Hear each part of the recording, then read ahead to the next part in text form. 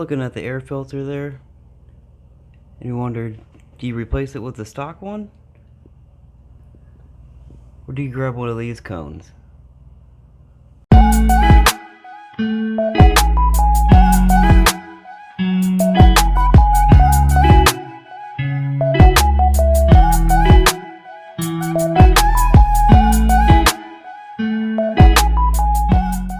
Well, the butt dyno definitely says that maybe that one's better, but I'm gonna figure out today if it actually promotes the same intake air temp sensors or worse than the stock box.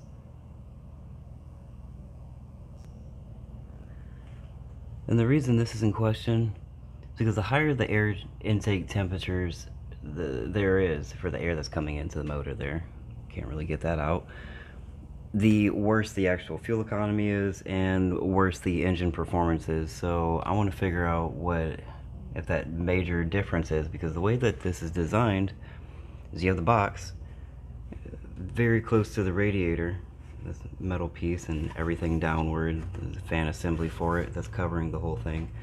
So heat is rising and it's all up here, kind of in this corner right here, and it's supposed to be the inlet here for the intake, which would provide fresh air if there were like some kind of scoop on the front, but it eats it from down below.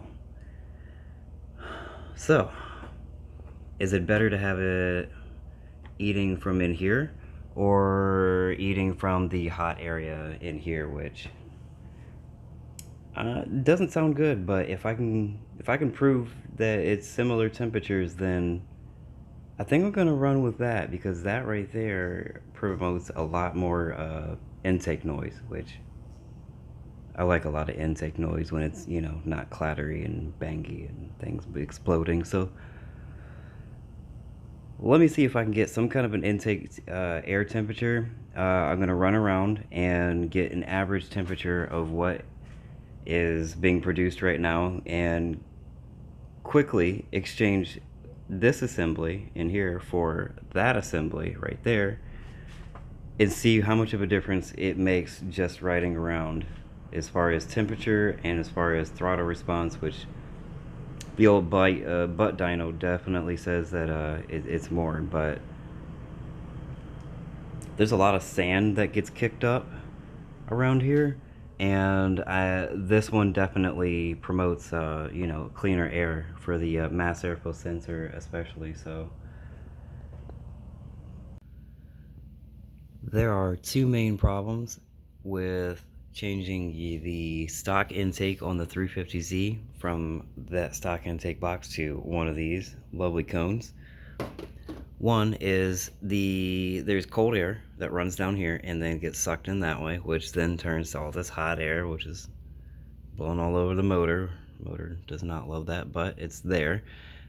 So if we take this and change this, then technically it should be a higher temperature with the box, or than the box, because the box itself actually takes the air from the front, which is again from that cool side of there. So I'm gonna hop in the car, take a quick drive, and see what the temperature is running down the street with this stock box included, or on it, not changed. It's not that one.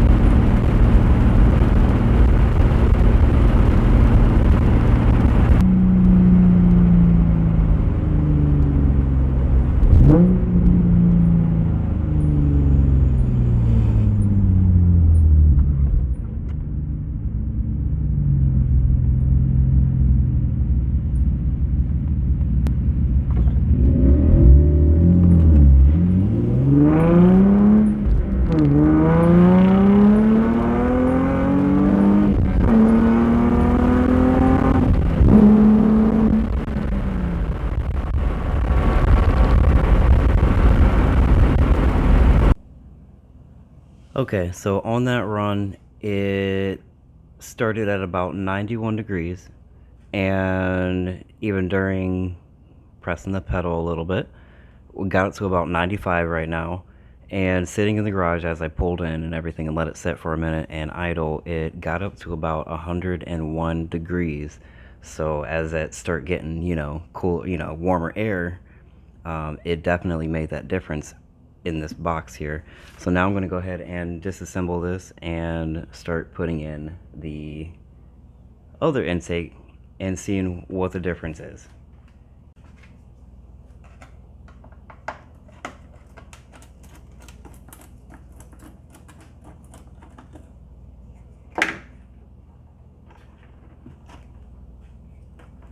One tab right there. Pull that out the way. Now, what I can do, pull that back. Now with the air box out of the way, you can see that it's right near the header, so the heat from the header raises right up into this area. So that box, the OEM box, actually does kind of protect it quite well. And that would be the other part right there with the two little plastic kind of, retainers that hold that in. So now I just got to install, make a small change, and install the other one.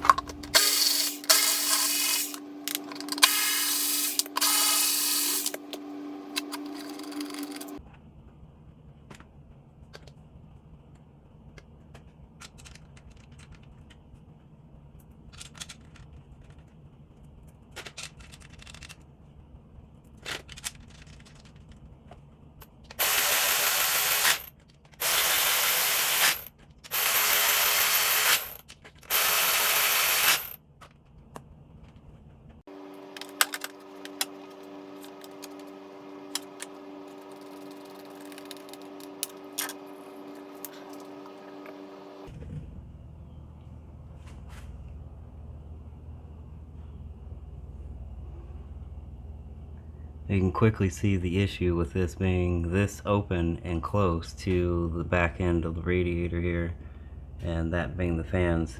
That should create a lot of hot air, and hot air means less power. So just want to prove this with the actual OBD2 scanner with the live data to see if it's a huge difference in temperature just by switching that out.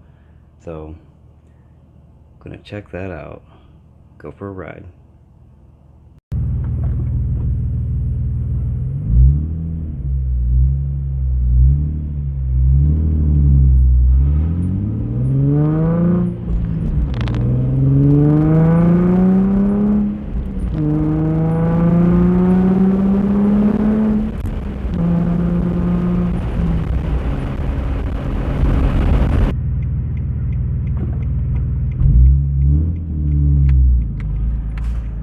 So after a quick run down the street and trying to just do a quick evaluation, is a cold air intake or filter, cone filter, actually making the temperatures lower because of more air or more massive air, or is the stock box, is that one actually doing better? And according to this Boxwell NT201,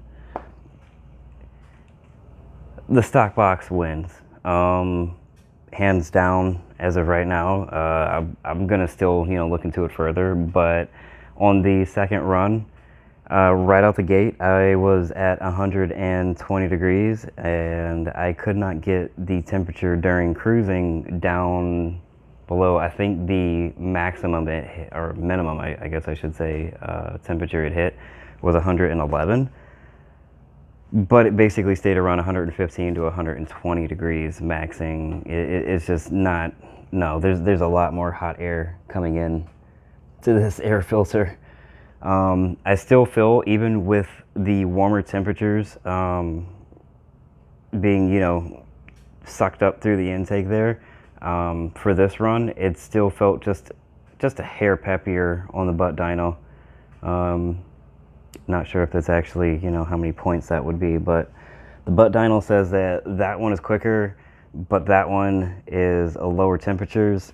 And to be quite honest, this one doesn't really let you have a bunch of water coming into your intake in case you want to drive your car during natural events like rain, especially when you don't have an inner fender well right there to help keep the water from splashing on your intake. So it's safer to actually run the intake there, so then you don't get water and sand especially into your intake there.